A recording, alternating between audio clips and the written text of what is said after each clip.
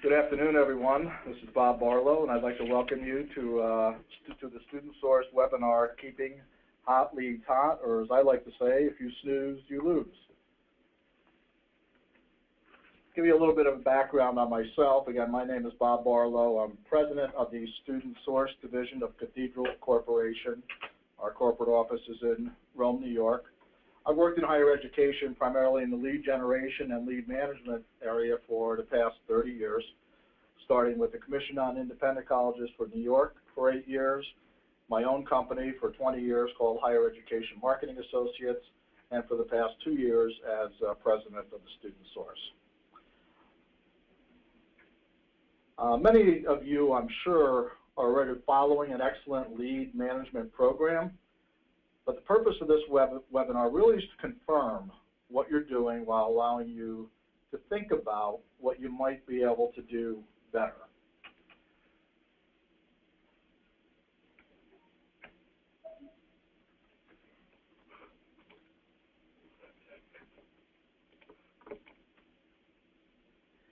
Now, what brings you here? What is your current lead management strategy? How successful has it been in producing strong, qualified leads? What is your typical attrition rate from initial lead to enrollment? How cost-effective are your current efforts? If your current efforts are yielding less than passing grades, I strongly suggest you take notes. And again, you're not going to hear anything new. These are things that I'm sure you know how to do. Whether you actually can do them within your systems, we'll learn some of that here. Who are your prospects? Today's students are a combination of millennials and non-traditional students. Millennials they're a challenging generation, born wired and resistant to being treated as a herd. They like individual treatment. Millennials are student cohorts following Generation X. Primarily, their birth years are from the 1980s to the early 2000s. These are your high school students you're recruiting every year. The non-traditional students are older, veterans, returnees, second or third career students looking for very specific academic and vocational needs. We all know that higher education in most parts of the United States has been in the midst of the most competitive environment ever. Couple that with a struggling economy for at least the past 5 years, many colleges are heavily in debt and rely on two primary revenue streams. Those revenue streams include enrollment and development. You guys are the enrollment guys. These people on this screen are the people you're trying to bring in. That revenue is critical to the growth of your college, and as you know, your job is even harder than development because you're working with a whole new group of students each year. You're also tasked to go out and bring in higher revenue areas such as transfer students or the veterans or any specific market segment that can work for your college.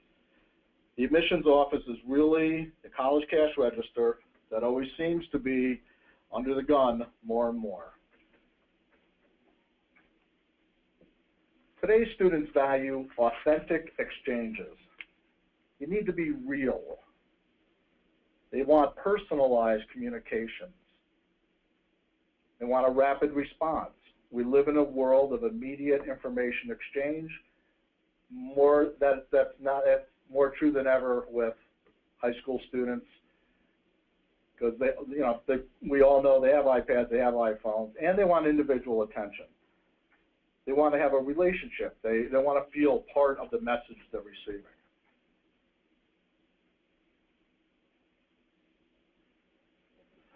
The students that you're talking to are also understanding that they are not the only ones you're talking with. They know they are individuals, but they know you're out there recruiting other students too. So you have to find ways that you can make them feel different. Today's students value authentic exchanges, personalized communications, rapid response, and individual attention.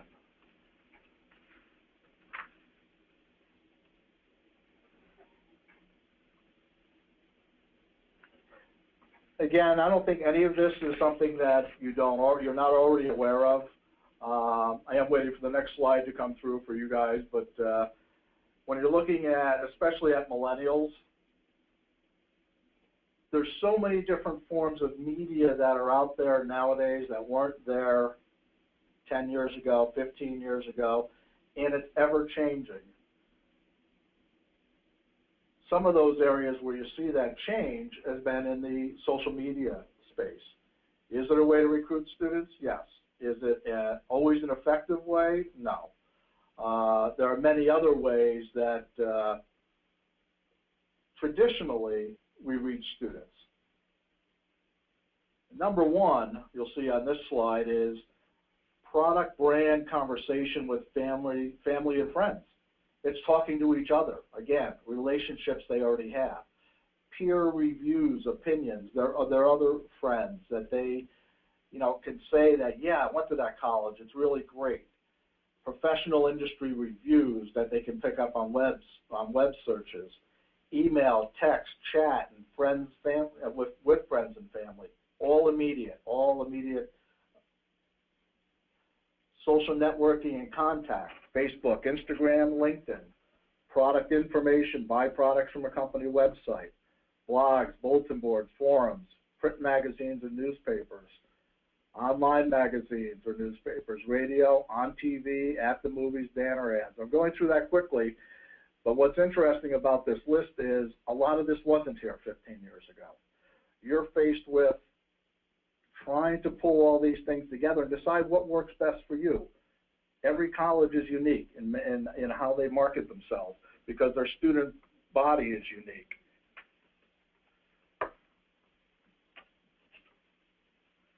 I think if you look at the areas that we've been talking about in personalizing communication and the immediate effect of reaching students, one of the things we have to look at really are the personalized communications that we send to colleges or from colleges to students.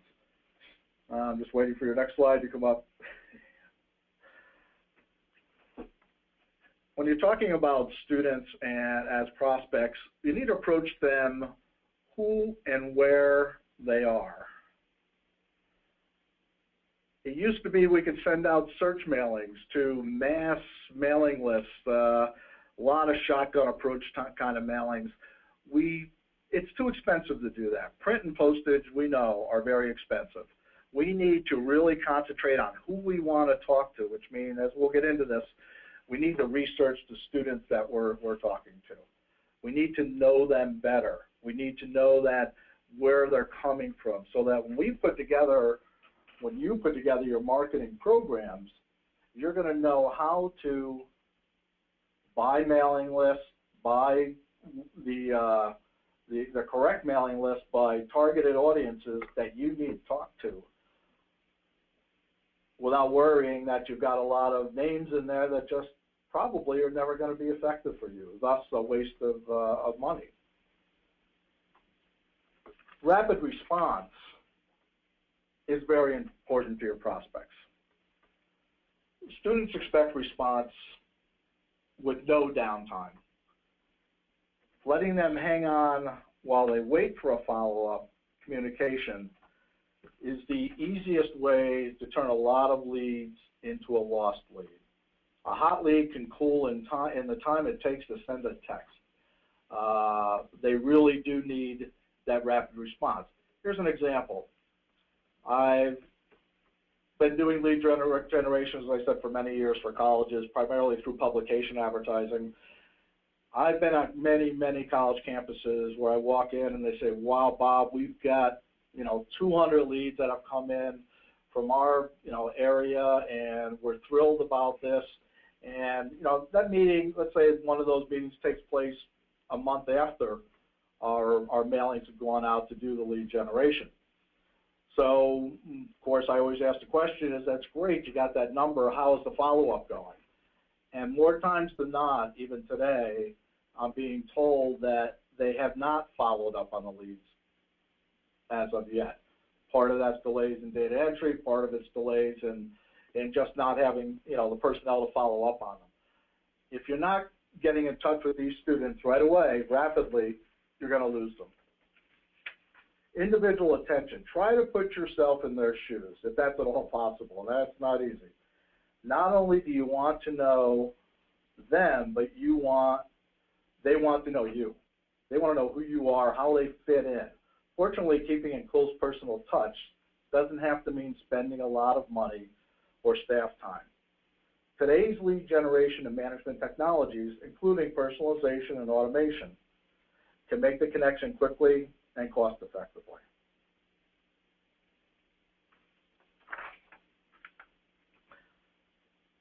One thing you really have got to remember is that it's all about relationship. You're going to hear that word a lot. You've already heard it a lot, but it's true. Think about what a parent and student are paying for an average college education in a private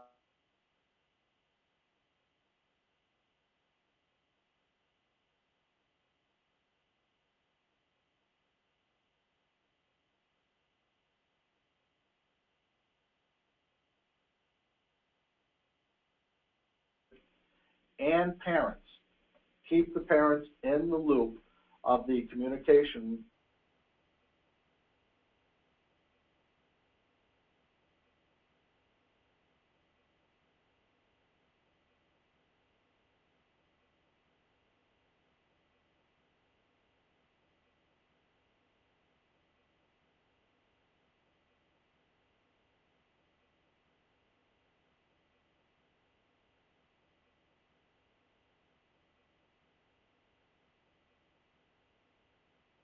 Management 101. The best lead management is targeted, as I've said, personal, as I've said, nurturing, and responsive.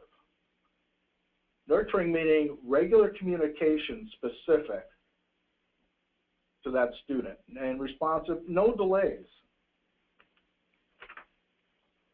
Targeted, focused on capturing and nurturing the best leads for you.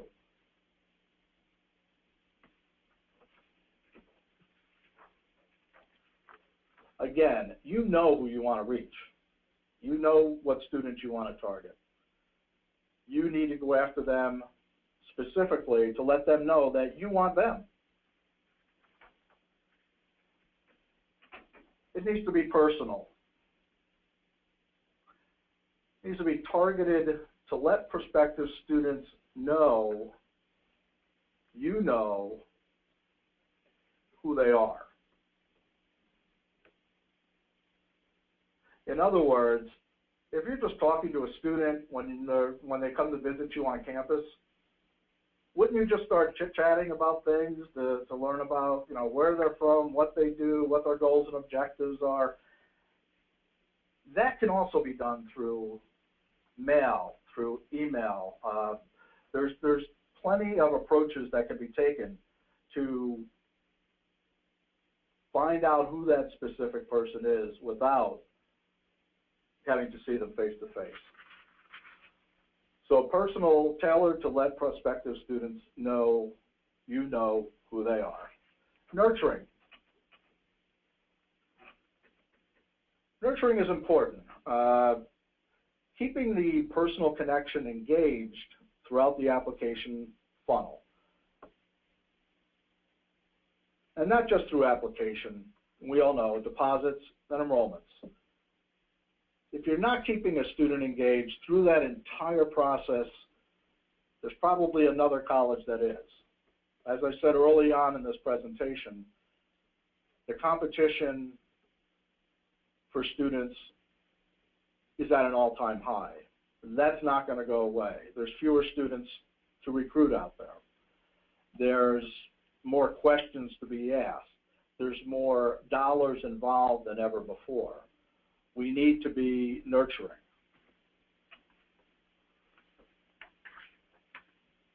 But at the same time, being responsive doesn't mean you have to spend a lot of money to do it. There are ways, there are systems in place where you can be in touch with your students or with your prospects on a regular basis.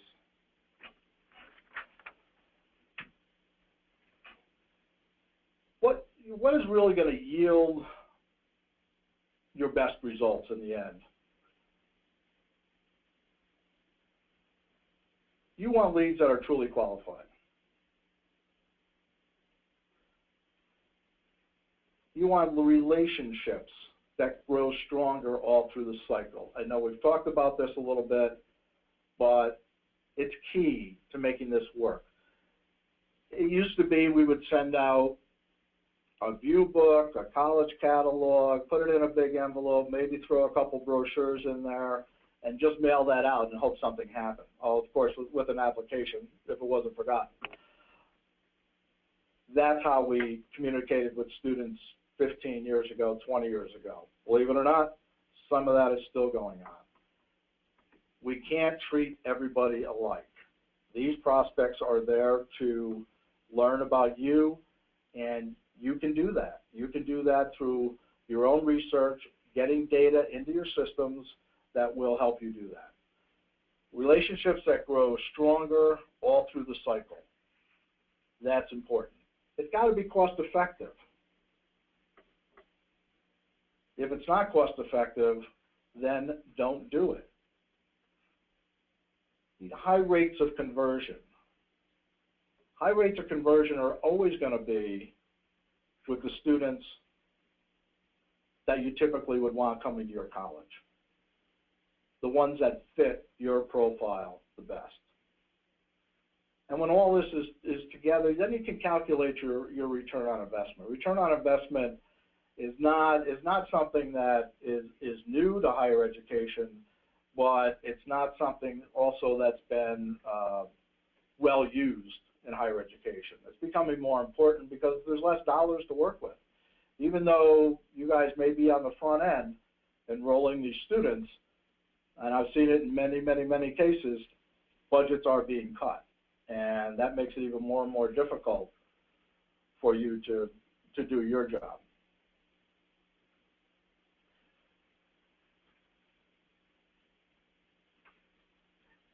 Keep track of what works for you and use the information in this presentation to revise and relaunch what works well for you. Track everything. Make sure that no matter what you do, you're tracking.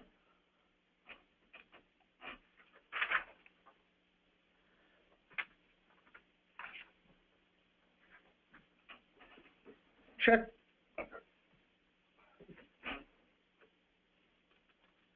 Review recent enrollees. Find out where they are, who they are, where they come from. Trace the lead management process back to the original lead source. Was it from a web lead, a college fair, guidance counselor, etc.? Tally the costs along the way for each one of these efforts. Calculate your ROI.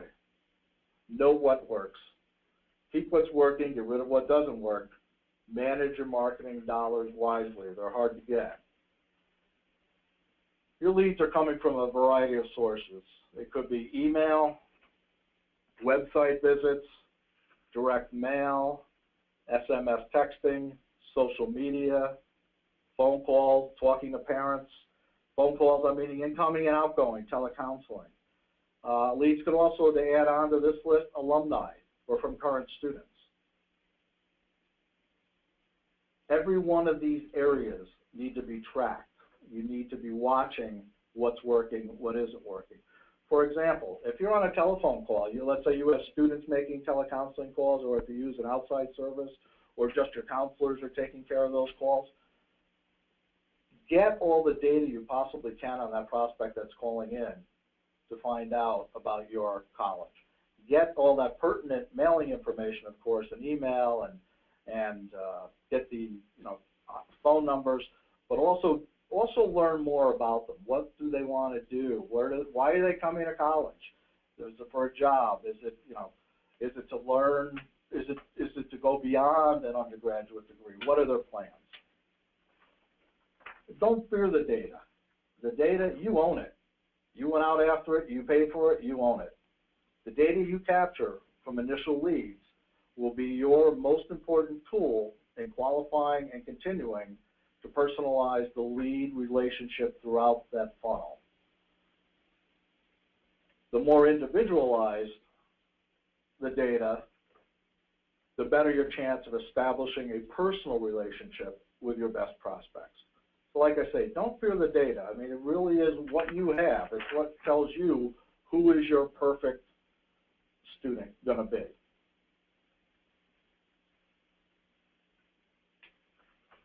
You want to optimize the data. Market research is something that certainly all colleges know about. Market research is key to just about anything we do in the higher education community. Research tells us a lot of things in the enrollment area. We can do market research in many different ways. You can do it through web data seminars. You can do it through web surveys. There's a lot of different ways to get it, to find out who your students really are. Reach out to them, find out who they are, get all the information you can, and get it into a database.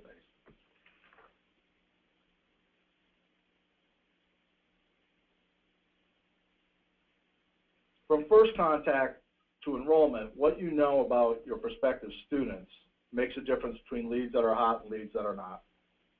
Never settle for one size fits all name and address lists. Make sure you're asking the right questions of your lead capture efforts. Finding out what programs might the student be interested in. Is the student willing to look beyond the home city or state? This is important. This is an area that many colleges are reaching beyond their comfortable marketing areas into other states, nationally, internationally. We have to understand that when we're doing that, we're getting into markets that may not know our name at all. It's not something that happens typically overnight. It's something that your research in time will tell you what pockets work best for you. And then what does the student really care about? What extracurricular activities, hobbies, career goals does the student interested in? And what are the student's expectations for campus life? And really don't sweat what you can't control. Institutional realities such as your location, the programs and degrees you offer, and cost, they're out of your control. These may not automatically disqualify some leads, making a scattershot approach to recruiting unproductive and costly. But don't lose sight of these factors. For the right students, they will be major attractions. I've worked with many colleges that, as we would say, are in the middle of nowhere. They have very high tuition rates. And somehow, through their efforts, and a lot of it is they've built some good relationship efforts with marketing students, they do okay. They do fill those seats each year. Do pay close attention to what you can control. A combination studies show two key factors driving quality leads. Number one, the mindset of the individual prospective student. Two, the process that the individual goes through before inquiring and then all through the funnel to enrollment. Now, the mindset of the individual prospective student, that's a tough one. I'll admit that. That's something that is very, very individual. But when you are having a conversation with them, your counselors are having conversations with them, you can kind of get into their mind. You can figure out where they're coming from, what they're thinking about, because a lot of these kids are 17, 18 years old, especially on the high school side, which is what I'm primarily centered on today, is they don't really know where they want to go. They may have their parents telling them what they think they want to do. So here's a bar graph that just shows very important reasons first-year students decided to attend college over time. I won't go through the whole thing, but as you'll see, to be able to make more money has become the key ingredient in recruiting, in going to college. We all know why that's going on.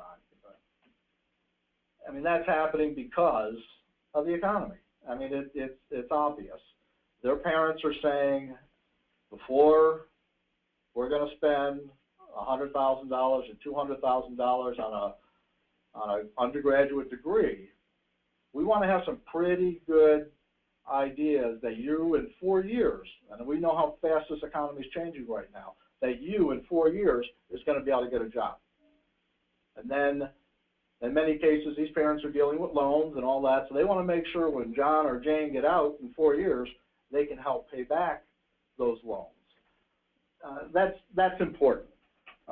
There's no other category right now in higher ed and all the different scenarios that I've seen and research documents that I've seen that talk about anything else other than getting jobs.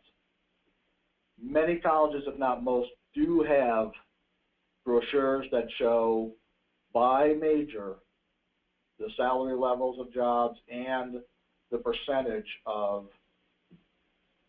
graduates that get jobs in a given amount of time. That's important. That's the kind of document you should have when you're talking to parents or to students. You got to remember too, this is not overwhelming.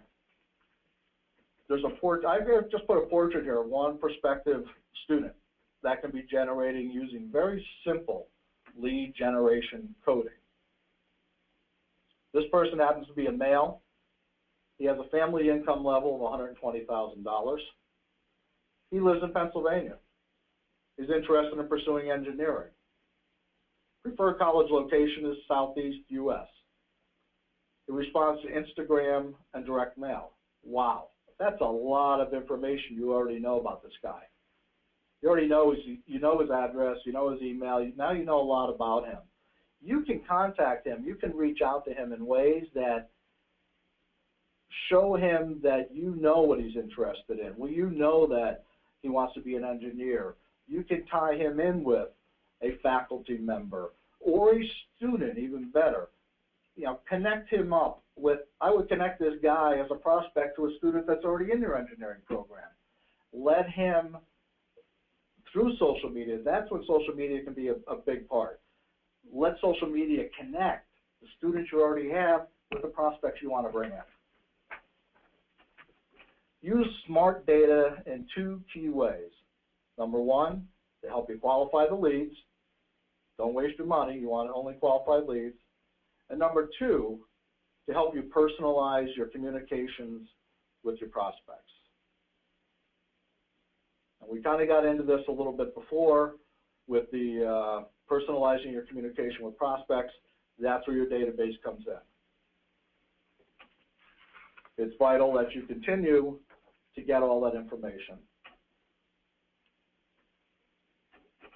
I hope everybody's still doing good out there. We have some questions. And we're getting towards the end.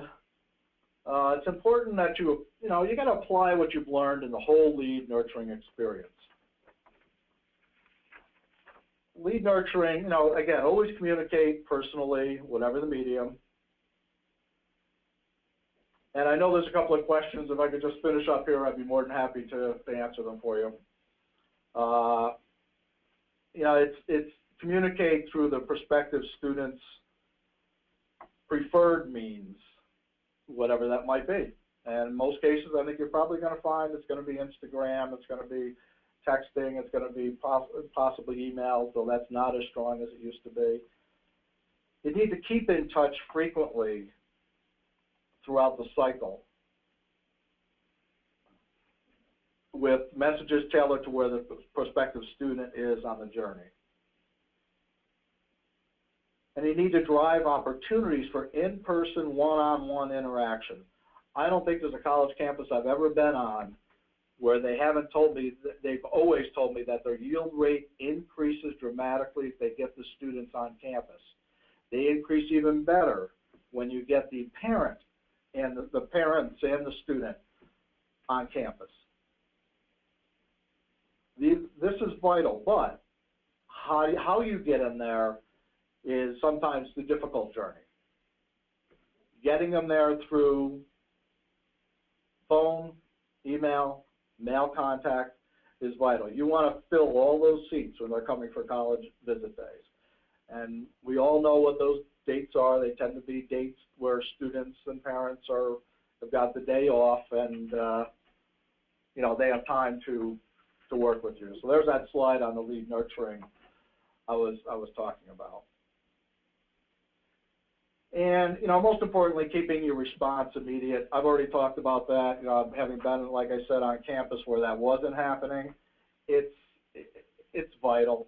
You know, we spend tons of money bringing in leads. I know there's a lot of practices out there now where we're bringing in leads from outside sources or buying leads that fit your specific profile. You have to be careful of that too, only because you don't know how long those leads have been out there. You also don't know how many other colleges have been sold those leads to you. I'm not saying don't do that, because there are some good opportunities in generating, you know, leads in that area.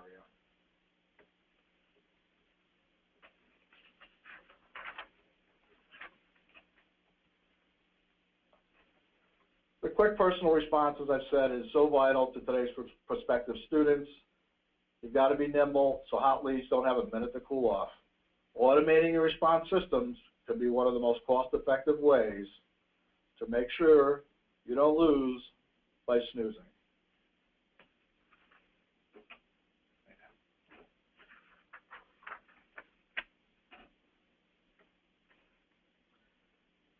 And wrapping it up, that slide will come up shortly. We're calling this Relational Lead Management 101, what not to do here. Try to stay away from mass mail. I mean, I know it's very difficult not to do mass mail because you do feel that there's a program or a couple programs that might just fit what you have. But there are ways of reaching that specific audience of students for that specific program that have shown interest in that specific program. Don't communicate with one size fits all. It just doesn't work. Every prospect is different and they want to be treated that way. Don't let time elapse between inquiry and response. Don't waste money. It's your money. Show cost-effective results to your superiors. Let them know how you're doing. It'll help them to convince them where to spend valuable marketing, recruiting dollars in the future. And it'll make you look good. It'll be like, okay, they understand who we need to bring into the college. And all of this, you know, when you're bringing students in, a lot of this ties into the financial need and the discount rates. And we know the discount rates are well into the 40s now. That's a difficult number for a lot of colleges to absorb right now because of their own debt levels. So bringing in that right student that can afford it and fits is really important. And here's what to do. Capture all the good data, lots of it. Use data smartly to personalize. Respond quickly and personally. Save money with cost-effective data management and communication technology solutions. Evaluate the results. Revise and relaunch. Remember, each year you're talking to a whole new group of prospects. Always use that past data and market research to further refine your relaunch each year.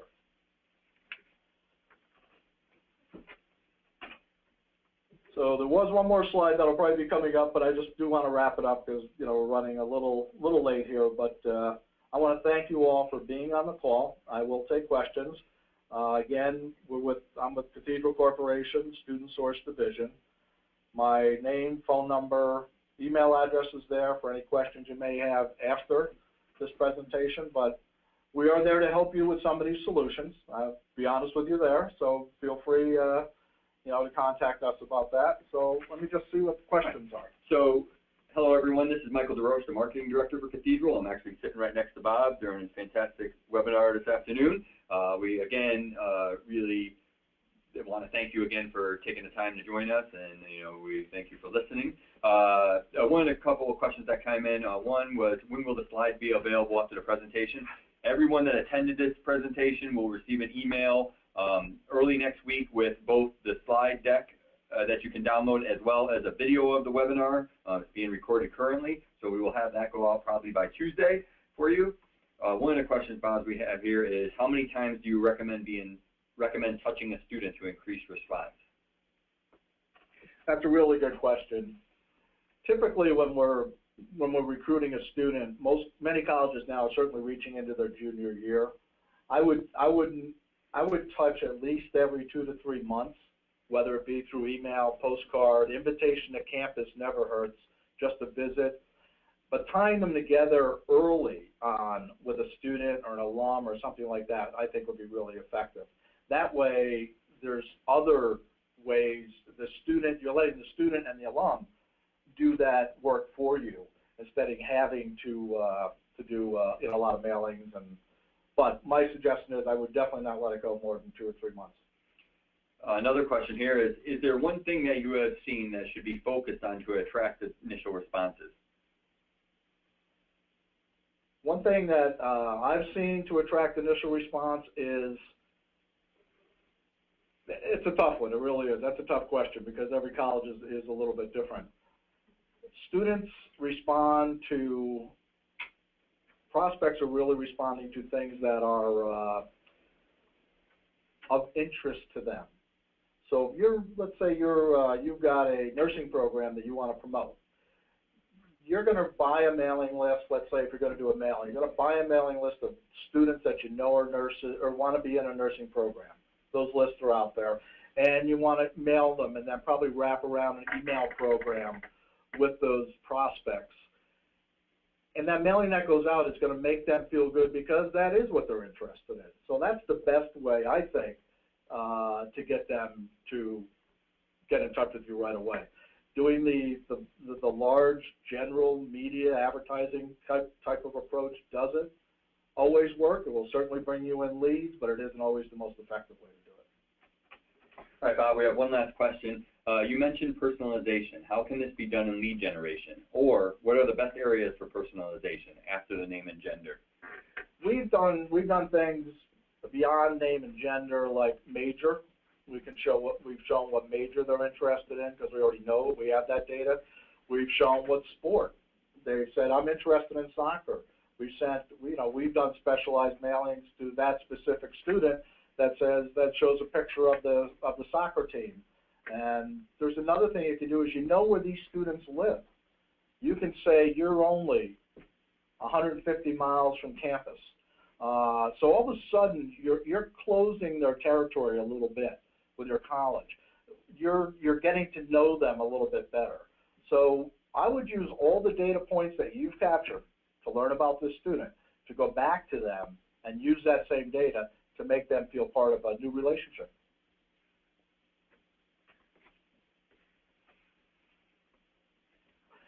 And if that's it, I appreciate your time, and I look forward to the next webinar. Thank you again, and if you have any questions, please email me or call me at any point. Thank you.